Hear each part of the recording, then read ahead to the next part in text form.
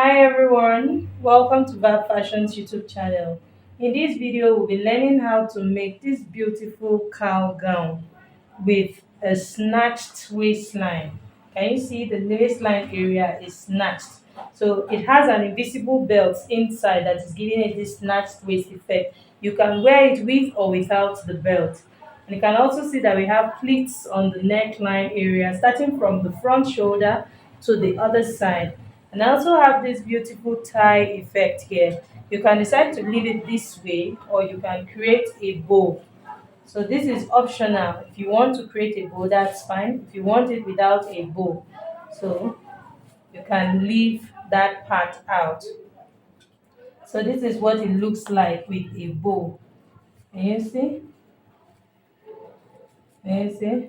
So this is what it looks like with a bow. But for me, I think I like it this way. So you can just bring it down this way. So this is what we'll be learning how to make today on this YouTube channel. So if you haven't subscribed to my channel, please kindly click on the subscribe button to subscribe and make sure to put on your notification bell so you get notified every time I upload a new video. Please feel free to share the video, like this video and leave a comment if you have any. So let's get right into the video. Thank you.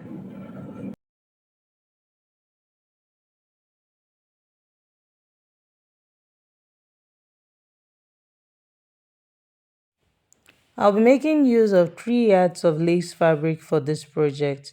So the first thing I'm going to do is to fold my fabric widthwise. And to fold widthwise, I'm going to fold the border, that's the scallop part of the lace, to meet the other border. So this is what I'm doing. I'm going to fold it this way. So right now I have the width, and then the next thing I went ahead to do is to fold it lengthwise. As I folded the whole 3 yards into two, so that gave me 54 inches. So as you can see, the length I have here is 54 inches. And the actual length of my client is 57 inches. So I'll be cutting out this scallop part of the lace to use it to make up the length. That's to achieve the entire length. I'll cut out this scallop part of the lace. And here I'm marking 4 inches from the scallop part of the lace. And I'm going to use a straight line to connect the points. So having connected the points, I'll go ahead and cut it out with my scissors. I'll be using this part to increase the length. I want this scallop part of the lace to be at the hem of this cowl gown. And I'll also use it to create the pleats on the chest area. And I'll also attach it to the sleeve opening. So that's why I cut out this. So placing this 4 inches scallop part of the lace to the 54 inches I have, I'm going to have an entire length of 58 inches. Remember I said the full length I'm working with is 57 inches. So that 58 inches, now I have 1 inch I'll be using to sew them together, half inch on both sides. So that's going to leave me with the length of 57 inches by the time I'm done stitching them both with half inch. So now to start our drafting proper. From the shoulder line, take note that the shoulder line is folded. And then the side where I cut out the scallop part of the lace is the side. And the other side is now the center front and the center back together. So placing my tape from the shoulder line, I'm going to mark the hip line. So now we have the hip line. So on this hip line, I'm going to enter quarter of the hip measurement. That's the hip divided by 4 plus 2 inches here. So I'm going to mark hip divided by 4, which is quarter of her hip measurement plus 2 inches at this point. So the same measurement I have here on the hip line, I'm going to enter it on the hem. That's at the hem of the lace. So I'm just going to confirm what I have there and place exactly the same thing on the hem line here. And then next I'm going to connect with a straight line to the hip line. Having done that, the next thing I'm going to do is to create the sleeve opening where the hand will come out from. So from the shoulder line, I'll come down by 9 inches here at the side. Take note that this is at the side. So now from the hip line, I'm going to connect with a curved line to the sleeve opening. Just watch what I'm doing. Just use your free hand to create this curve like this to give it that cow shape that we're looking for. And you see? So at this point where I have this sharpness, I'm going to just blend it to give it that nice curve. You don't want this part to be too sharp. So now from the shoulder line to this 9 inches, this is where I have my sleeve opening. So I'm just going to notch this point to actually indicate that this is our sleeve opening. So the next thing we're going to do now is to mark the neck width. From the center front, I'm marking a neck width of 4 inches and then a neck depth of 1 inch for the back. So take note that we are drafting for both front and back. So I'm using a neck depth of 1 inch and a neck width of 4 inches. So I'm just going to curve it like this. So now we have our back neckline. So for the front neckline, I want it to be a V-shaped neckline. So from the shoulder line, I'll come down by 6 inches. That's the depth of the neckline. And of course, the width is the same 4 inches. I'm going to connect it with my curved ruler. That's my armhole curve. I don't want this V to be too sharp and I don't want it to be too curvy. So that's why I'm using this side of my armhole curve. So now we have the front and back neckline. It's that simple. So as you can see, we do not have a shoulder slant on this gown. We're not going to be cutting, we're not going to be joining the shoulders at all. So that's why I didn't talk about any shoulder slant.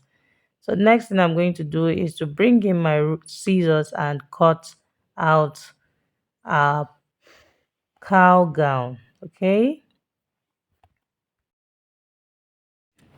So to cut the neckline, I'm going to cut the back neckline first.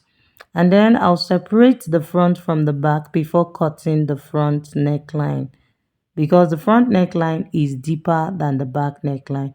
So you can see how I opened up my fabric this way, and then we'll go ahead and cut the front neckline out.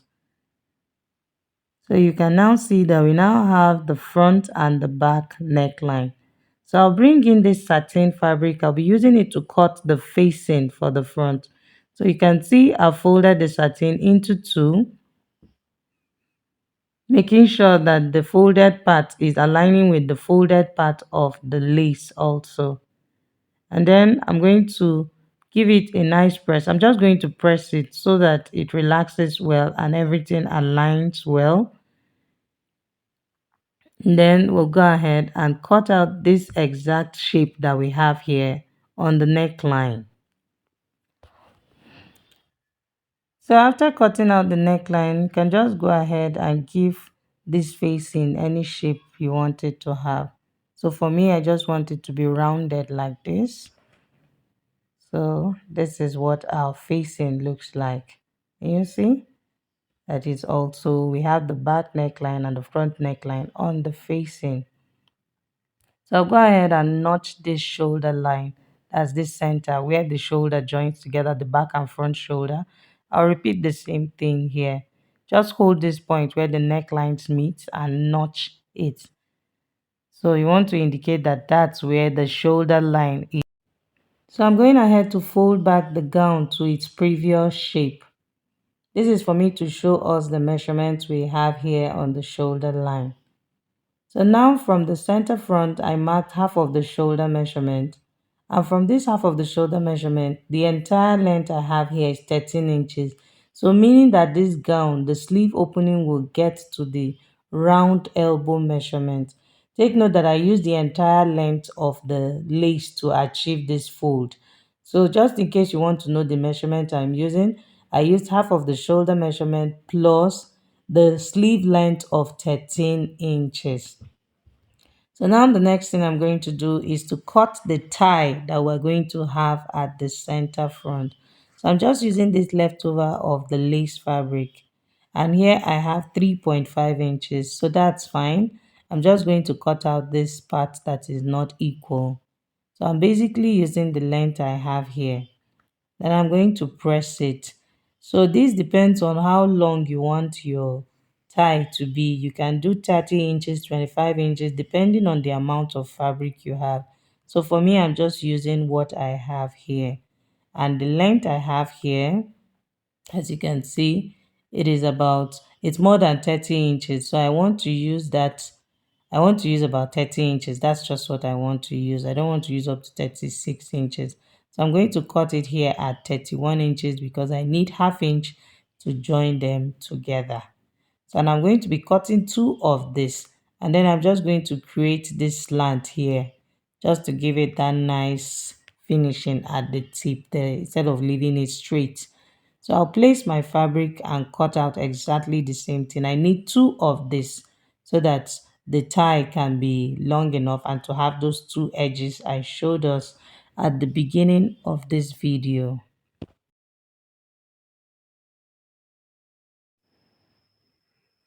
After cutting out both ties, I'm going to open it up like this and place it right side facing right side, and I'll stitch on this straight part. After stitching, I'm going to open it up like this and then flip it to face right side facing right side like this. And then I'm going to stitch following the shape I have here. And then I'm going to leave a space of about 3 inches around here, and then I'll stitch all the way to this other end. Then I'll turn it out from the space I left. And then for the main gown, I'm going to add the scallop part of the lace I want to use to increase the length. I'm going to stitch it to the hem. I'll repeat the same thing for both the front and back, and then I'll come back and show us how to create the pleats we're going to have on the chest area. I'm done joining the scallop part to the hem. Next thing I'm going to do is to open up the gown like this. So remember I notched the center of the shoulders. So I'm just going to use my chalk to indicate that this is the center, which is the shoulder line. So from the neck width here on this side, I'm going to go out by 5 inches, taking my measurement from the neck width. So I'm going to measure 5 inches. I'll repeat the same thing on the other side. I'll mark the same 5 inches. And then at the center neckline, that's at the center front, I'll also come down by 5 inches. And then I'm going to use my straight ruler to connect this point from one of the shoulder to the center front. And I'll repeat the same thing on the other side, one of the shoulders to the center front as well. I'm going to mark it.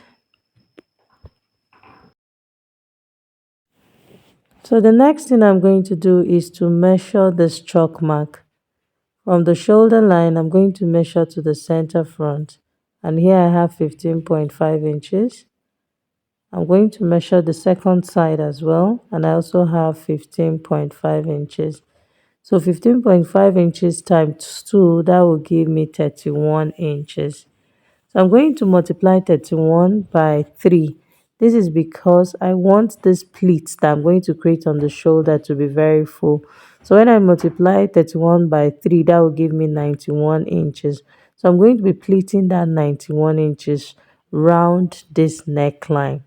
And this is the scallop part of my lace, and I've also gone ahead to hem the sides. That's to stitch the sides with half inch, half inch. So right now I'm going ahead to pin the scallop part of the lace to the main fabric, and I'm pinning it right side facing right side as I pinned it exactly on the shoulder line. And then I'm beginning to create my pleats using the chalk mark I already created or already marked on the gown, on the fabric, as my guide, because that line, I'll be pleating exactly on that line. And I'm creating the pleats. I'm pleating backwards. Can you see what I'm doing? I'm pleating it backwards. I'll do that all the way to the center front, and then the other side I'm going to pleat it backwards. So basically what this means is that I'm pleating this one now to the right, so the other side I'm pleating this one rather to the left. The other side I'm going to pleat it to the right, so that at the end of the day they face each other. Okay, so I'll do that till I get to the center front, and then I'll begin to pleat the other side backwards to the other side as well. I hope you understand.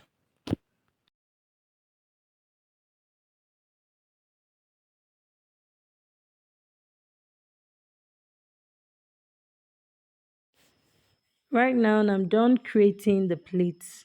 So I'll take this to my sewing machine and stitch on the wrong side on 1/2 inch.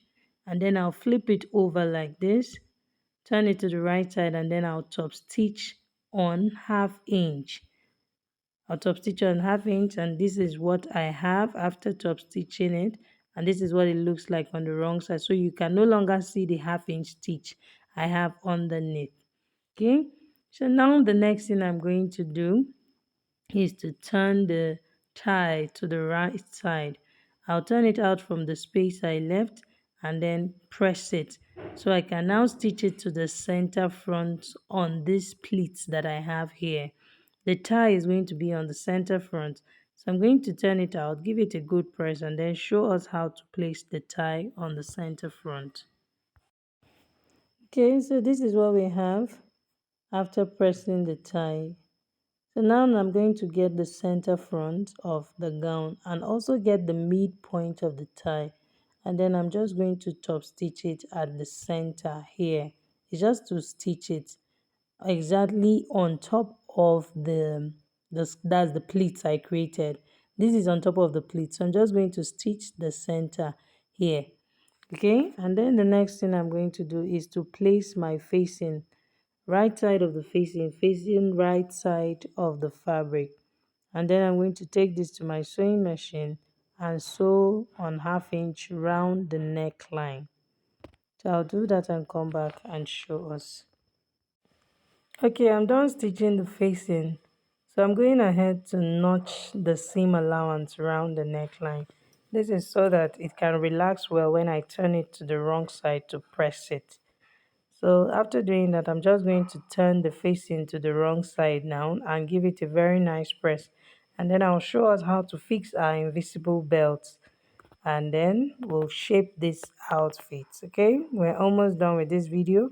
So I'm just going to turn the facing to the wrong side and give it a nice press and show us how to fix our invisible belt inside.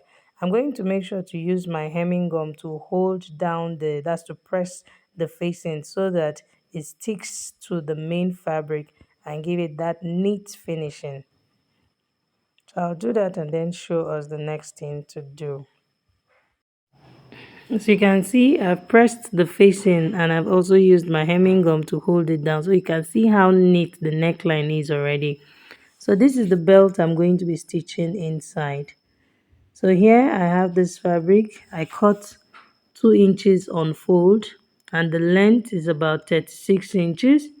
So I stitched on one side and then I turned it out from one of the side. That's I stitched close on one side and then one side of the opening. And then I left one side open that I turned it out. So you can see. So this is what I'm going to be using to create the invisible belt. And I'll be stitching this from inside. So to create this invisible belt, I'm going to get the shoulder line, which is this point. So from this shoulder line, I'm going to mark the waistline. That's the half length. So from this point, I'll come down by 16 inches. And then I'll mark that 16 inches point. So meaning that this is the waistline. So this is our 16 inches. I'll repeat the same thing on the other side. I'm going to also mark 16 inches from the shoulder line. So here is our 16 inches. Having marked the 16 inches from the center front, I'm going to mark 7 inches. So now you can see I'm connecting the point. So from the center front here, I'm going to mark 7 inches.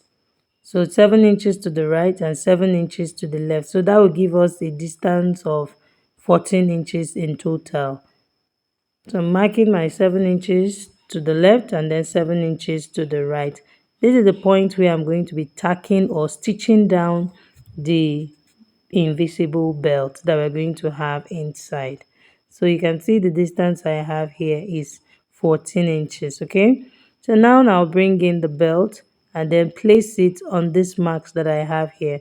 I'll take this to my sewing machine and stitch the belt down, and then I'll go ahead and stitch the scallop part of the lace to the sleeve opening where I left the space of, remember that I came down with a sleeve opening of 9 inches. So I'm going to stitch the scallop part of the lace on that sleeve opening of 9 inches. Of course, 9 inches on both sides is going to give us 18 inches. So I'm going to stitch it to the sleeve opening, and then I'll show us how to shape in this outfit. So here I'm done stitching the invisible belt, and I've also stitched the scallop lace to the sleeve opening. I made sure to do French finishing for it. This is because I'm working with a sequence fabric, and sequence usually breaks needle when you go to weave.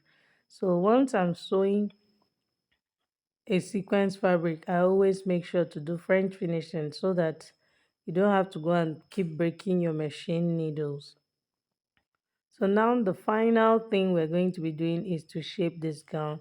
So you can see I'm folding it to the right side. That's I'm up. This is the right side now. I'm going to stitch on 1/4 inch on the right side.